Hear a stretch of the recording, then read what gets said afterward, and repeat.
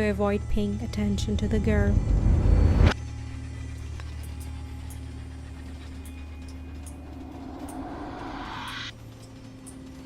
Hi,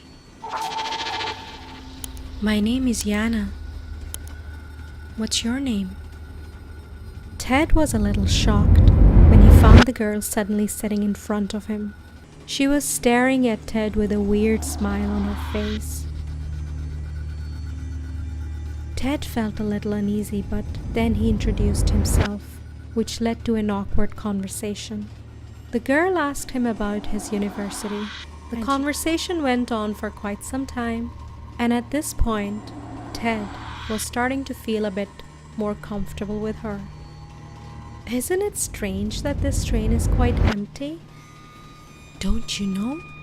There have been rumors of people going missing in this train. Everyone in the campus knows about it. This is why I've always avoided taking this train, but due to an emergency, I had to. Wow, that's dark. I never heard about it.